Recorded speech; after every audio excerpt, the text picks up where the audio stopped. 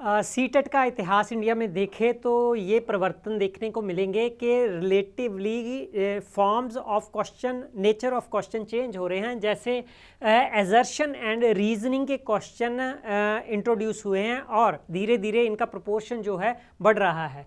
और स्टूडेंट्स की फीडबैक क्या है, वो क्या परसीव करते हैं कि रिलेटिवली ये क्वेश्चन दूसरे क्वेश्चन से टाइम ज़्यादा कंज्यूम करते हैं, एनर्जी ज़्यादा कंज्यूम करते हैं और रिजल्ट इनका लो रहता है। मीन कि रॉन्ग ऑप्शन हम ज़्यादा चूज़ कर लेते हैं, स्टूडेंट्स ये मानते हैं।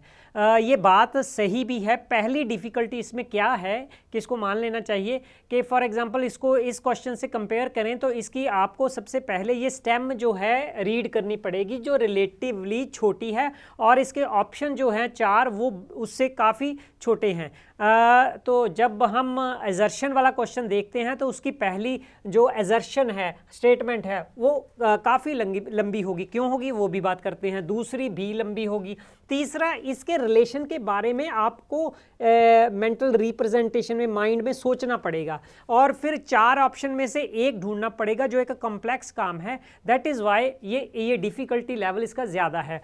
एक्चुअल में है क्या इसमें एक एजर्शन जो फर्स्ट स्टेटमेंट है उसमें कम से कम 2 या 3 या 4 कंसेप्ट होंगे, 2 तो होंगे ही होंगे। फॉर एग्जांपल इसमें school curriculum should give reasonable space and value for learners culture. तो मैंने 2 कंसेप्ट को अंडरलाइन किया है, स्कूल करिकुलम और लर्नर्स कल्चर। तो कैंडिडेट ने देखना क्या है कि इसके बीच में रिलेशन है। तो वो रिलेशन थ्योरेटिकल भी हो सकता है, प्रैक्टिकल भी हो सकता है। नॉर्मली वो वाइगॉस्की, पियाजे और ब्रूनर, इनकी जॉन डीवी के प्रोग्रेसिव एजुकेशन में से ही होता है। तो दूसरी जो रीज़न है उसमें सबसे पहले आपको जो है एक कंसेप्ट को अंडरलाइन करना है, समझना है कि कौन सा है। सपोर्टिंग स्टूडेंट्स, ओके, ये नहीं भी बनता। मेन जो है कल्चरल आइडेंटिटी और फैसिलिटेट लर्निंग। तो इनमें आपस में फिर आपने रिलेशन देखना है। ये रिलेशन अगर आपको रिलेशन मिलता है तो इट मीन्स ये ट्रू है ना। फिर आप एक को ट्रू देखते हो, अगर ये रिलेशन 2 कंसेप्ट में मिलता है इट मीन्स ये ट्रू है। तो ये क्वेश्चन क्या असेस करते हैं, 2 या 2 से अधिक कंसेप्ट के बारे में जो जानकारी है उसके आपस में रिलेशन। अगली स्टेटमेंट में भी 2 या ज़्यादा कंसेप्ट के आपस में रिलेशन। और अगर ये ट्रू होता है, ये ट्रू होता है, तो क्या इस ट्रू से पॉजिटिव रिलेशन है। अगर ये भी ट्रू होता है तो जो है both A and R are true and R is the correct explanation of A, ये राइट आंसर होता है। तो इतना टाइम लगा के, एनर्जी लगा के रीजनिंग का ये क्वेश्चन बनता है तो कई बार गलत हो जाता है। तो हमने ये वीडियो का नाम क्यों रखा है सबसे कठिन क्वेश्चन और सबसे आसान तरीका। वो देखते हैं कि आसान तरीका क्या हो सकता है। एक ये बता दूं क्योंकि ये क्वेश्चन पूछा भी जा सकता है कि ये जो एजर्शन और रीजनिंग के क्वेश्चन हैं वो किस लर्निंग थ्योरी के बेस पर पूछे जाते हैं, जो मैंने अभी एक्सप्लेन किया है ना। ये गागने की लर्निंग हायरार्की है जिसमें उसने कॉग्निटिव थ्योरी और बिहेवियरिज्म की थ्योरी को कंबाइन, सारी थ्योरी को कंबाइन कर दिया। हर टॉप पर जो थ्योरीज हैं वो कॉग्निटिव हैं, ओके, जो लोअर है वो बिहेवियरिस्ट हैं। ये क्वेश्चन पूछा जा सकता है। लोअर लेवल पर सिग्नल लर्निंग कौन सी है ना, हाईएस्ट लेवल पर कौन सी है, प्रॉब्लम सॉल्विंग है। ये क्वेश्चन नॉर्मली पूछा जाता है। तो ये जो एजर्शन और रीजनिंग के क्वेश्चन हैं वो असेस क्या करते हैं, एक आपकी कंसेप्ट लर्निंग, इसको असेस करते हैं। दूसरा प्रिंसिपल, रूल और लॉ लर्निंग, वो क्या है, 2 या 2 से अधिक कंसेप्ट्स का आपस में रिलेशन, जो पीछे बात करके मैं समझा के आया हूँ। तो दैट इज़ वाई ये सच में टाइम कंज्यूमिंग और डिफ़िकल्ट कहे जा सकते हैं। अब हमारे लिए प्रॉब्लम क्या है कि हमारे पास MCQ कितने हैं, येलो कलर ले लेते हैं। MCQ हमारे पास CTET में 150 हैं, मिनट्स कितने हैं, 150 है, पर MCQ कितना, 1 मिनट लगा है। तो कोई भी ऐसा कैंडिडेट नहीं है जो 150 के 150 सॉल्व कर लेगा। फॉर एग्जांपल मैक्सिमम किसने कितने मार्क्स ले लिए होंगे, इतने है ना। इट मीन्स जो टॉपर है वो भी 15 क्वेश्चन सॉल्व नहीं कर सका, ये सच है। तो मैं ये कहता हूं कि अगर आपको पता है और आपका डिफिकल्टी एरिया पता है तो वो 15 क्वेश्चन नहीं, आप 20, जितना भी आपकी एबिलिटी है, किसी के लिए 30 भी हो सकते हैं, 40 भी हो सकते हैं, है ना, 50 भी हो सकते हैं, 60 भी हो सकते हैं, 90 तक पास है, 60 जो अगर में फेल हो जाते हैं तो उन क्वेश्चन के लिए फाइट ही नहीं करनी चाहिए, उनके लिए श्रूड गेस लगाना चाहिए। तो ये अगर जिन स्टूडेंट्स को ये डिफ़िकल्ट लगते हैं तो वो इन क्वेश्चन के लिए श्रूड गेस जो है, इंटेलेक्चुअल गेस है, जहाँ जो बायसनेस है पेपर सेटर की, उसको अंडरस्टैंड करके गेस लगा सकते हैं। उससे सारा टाइम, टोटल टाइम भी बच सकता है, और वो बचा हुआ टाइम आप मान लीजिए 15 क्वेश्चन, चलो अभी तो इसमें बात सिर्फ CDP के करेंगे ना, वो जितना टाइम बचता है वो बाकी क्वेश्चन जो रीजनिंग थोड़ा सा ध्यान लगाकर सॉल्व किए जा सकते हैं वो कर लिए जाएंगे, है ना। तो ये बात को समझेंगे। ये बात हो चुकी है कि ये क्वेश्चन इजी क्यों, डिफ़िकल्ट क्यों है, और ये भी सच है कि ये 3 गुना दूसरे क्वेश्चन से ज़्यादा डिफ़िकल्ट हैं। इट मीन्स 3 गुना ज़्यादा एनर्जी खाएंगे। इट मीन्स कि आपका हो सकता है कि आपके जो मिनट कितने कंज्यूम करते हैं। फॉर एग्जांपल अगर आप रीजनिंग वाले हो, आपकी कंसेप्चुअल नॉलेज अच्छी है, तो आप विद इन 1 मिनट ये क्वेश्चन सॉल्व कर लोगे, तो आपको ये वीडियो की ज़रूरत मेरे ख्याल में नहीं पड़ेगी। आपको रीजनिंग से वो सॉल्व कर लेना चाहिए, सॉल्व करना भी चाहिए अगर आप पहले से कॉन्फिडेंट हो। अगर आपके मिनट 2 या 3 या 4 लगते हैं तो देन ये वीडियो आपके लिए यूज़फुल हो सकती है कि कैसे हमने टाइम बचाकर थोड़े से वो भी ले लेने हैं, है ना, और मार्क्स भी ले लेने हैं और टाइम भी बचा लेना है। ये क्यों ज़रूरी है? क्योंकि इस वीडियो में हम ये आइडेंटिफाई करेंगे कि कुछ वीकनेसेस होती हैं MCQ पेपर सेटर की। वो वीकनेस अगर पहचान लोगे तो आपका टाइम सेव होगा, और आप जो है वो सेव किया गया टाइम दूसरे क्वेश्चन को दे सकते हो। अच्छा, वीकनेस नंबर 1 क्या है कि हर पेपर सेटर अपना टाइम सेव करना चाहता है। दूसरी बात, वो आंसर 100% करेक्ट रखना चाहता है, ट्रू रखना चाहता है, मतलब डिबेट वाला नहीं रखना चाहता कि वो राइट है या रॉन्ग है। दैट इज़ वाई वो स्टेटमेंट लंबी लंबी डालता है, सेम सिनोनिमस यूज़ बार बार किए जाते हैं, ताकि उस पर अगर उस क्वेश्चन को चैलेंज किया जाए तो वो उसके सेटर के फेवर में जाए। तो उनको 50 रुपये मिलने हैं, इसके लिए वो ज़्यादा टाइम क्यों कंज्यूम करे। तो वो क्या करते हैं, असर्शन और जो रीजनिंग की 2 स्टेटमेंट्स चूज़ करनी है, वो रेडीमेड स्टेटमेंट को चूज़ करते हैं। फॉर एग्जाम्पल स्टेटमेंट 1 चूज़ की और साथ में उसके दूसरा चूज़ किया, तो उसको चेंज नहीं करते, वैसे ही रख देते हैं। उनको ज़्यादा टाइम लगाना पड़ेगा अगर पहली स्टेटमेंट को गलत किया और दूसरी को गलत किया, और रीजनिंग गलत ही होगी नेचुरली, है ना। तो हो क्या रहा है, वो हमें एनालिसिस बताएगा। मैंने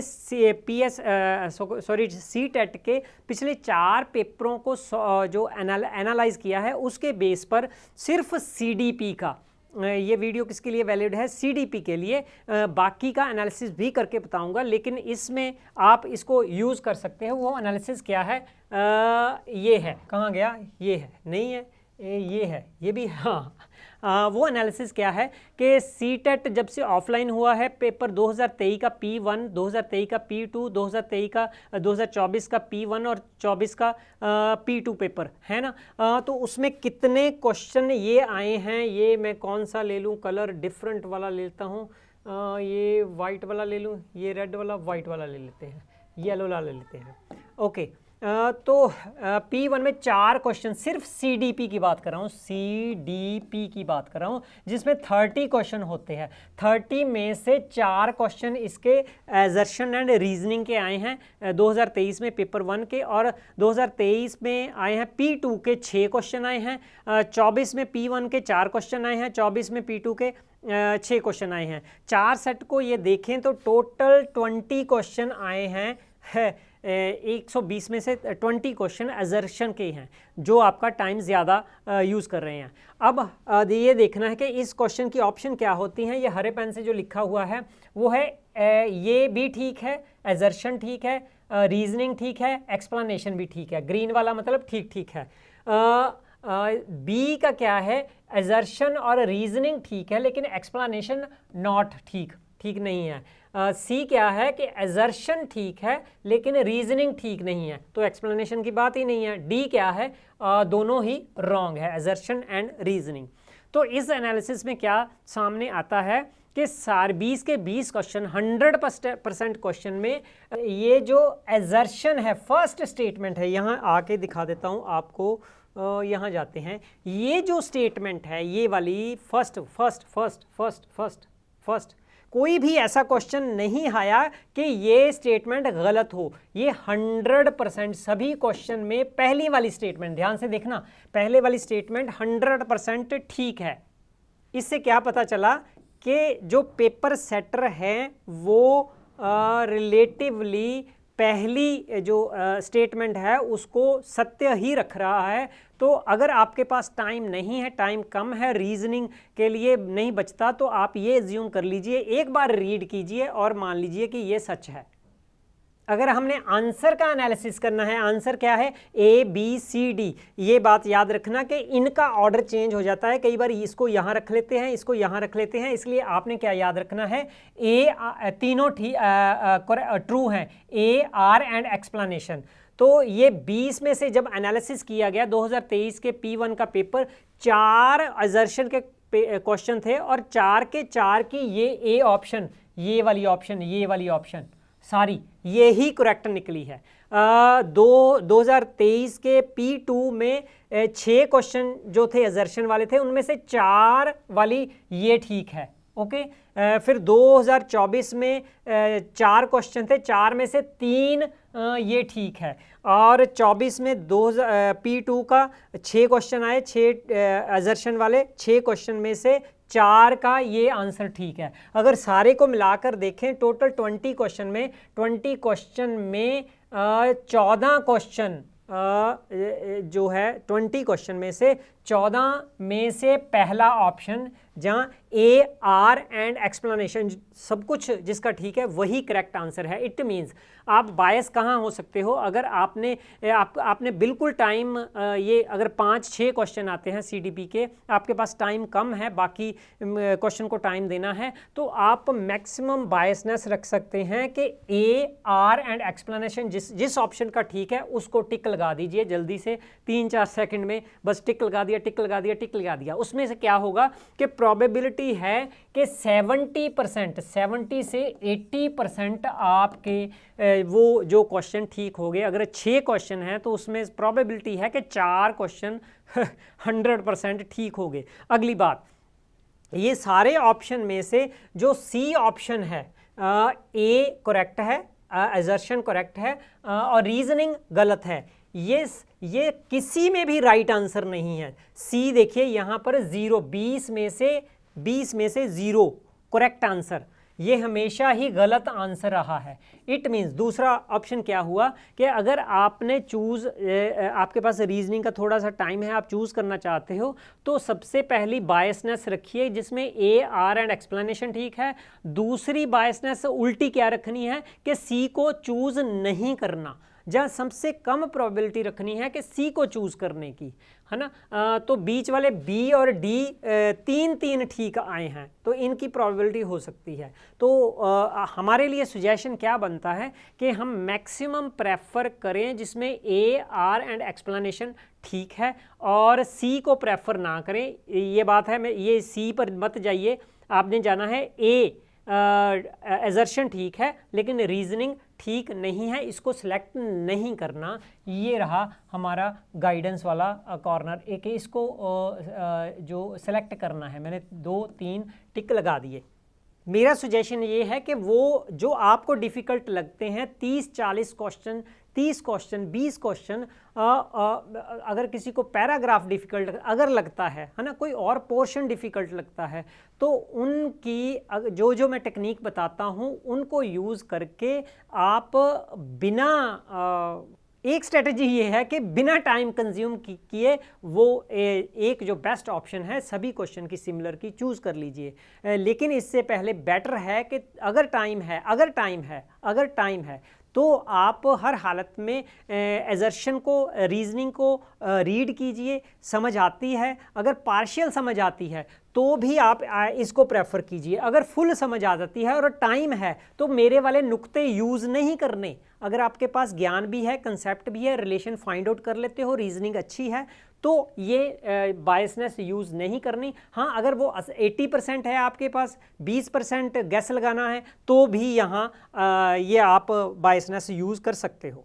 जिनके पास नॉलेज है, try your knowledge for option assertion, है ना, दूसरे रीजनिंग, और उनका रिलेशनशिप फाइंड आउट करने की कोशिश करनी है। और अगली बात कि ये जो अभी ये वाले वीडियो जो है ना, ये अभी तक वैलिड किसके लिए है? सीटेट के लिए है। पीएस टेट या स्टेट टेट के लिए हो भी सकती है, नहीं भी हो सकती, इसलिए वैलिड सिर्फ इसके लिए मानिए, क्योंकि मैं एनालिसिस सिर्फ सीटेट का किया है पेपरों का, सीटेट के पेपर सेटर के माइंड का एनालिसिस हुआ है। पीएस टेट में नॉर्मली ये क्वेश्चन आते ही नहीं हैं, अगर आते हैं तो उनका एनालिसिस डिफरेंट होगा, उसका वीडियो भी डिफरेंट होगा। हाँ, ये वाले क्वेश्चन जो है लैंग्वेज में भी, एसएसटी, मैथ्स, साइंस, एनवायरनमेंट में भी आते हैं, लेकिन उनका एनालिसिस किया जाएगा तो उनमें जो बायसनेस होगी, पेपर सेटर की वीकनेस होगी, उनका एनालिसिस डिफरेंट करके वो वीडियो डाला जाएगा, तो वहाँ वो आप अप्लाई कर सकते हो। ये सिर्फ आपने सीडीपी के 30 क्वेश्चन पर ही अप्लाई करना है। तो अल्टीमेट ये नुक्ता क्या हुआ कि 150 के 50 क्वेश्चन कोई सॉल्व नहीं कर सकता, लेकिन हम कम से कम 30-40 क्वेश्चन पर, 20 क्वेश्चन पर एनर्जी ज़्यादा लगाते हैं, लेकिन उनका फेलियर रेट, उनका करेक्ट जो है रिस्पांस हम नहीं ले पाते। एक तो टाइम गया, एनर्जी गई, और रिजल्ट ये आया। दूसरा गैस वर्क का क्या हो सकता है, वो 30 क्वेश्चन आपके जो लगते हैं उनके वहाँ पर आपने जो गैस वर्क लगाया, वहाँ गैस वर्कर लगाने से फ़ायदा क्या हो गया कि आपकी सारी टाइम और एनर्जी बच गई, और सक्सेस रेट थोड़ा सा, फेलियर से सक्सेस रेट बढ़ गया। बिना टाइम किए आपने ये जो क्वेश्चन पास कर लिए, और ये टाइम जो बचा है, बाकी के जो 30, 50, 40 के करीब जो मॉडरेट डिफ़िकल्ट क्वेश्चन हैं, ये एनर्जी उस पर लगानी है, मैं ये कहना चाहता हूँ। तो ये एक्सरसाइज से होगा, पहले रेडीनेस से होगा, जैसे यहाँ पर गाइडेंस मिल चुकी है, तो बाकी ट्रिक्स भी मैं दे भी चुका हूँ, पिछले वीडियो बहुत हैं, लिंक इसके नीचे दे दूँगा। टैग वर्ड को यूज़ किया जा सकता है, तो सीटेट इतना डिफ़िकल्ट नहीं है, वैसे डिफ़िकल्ट नहीं है अगर आप स्मार्ट बने तो।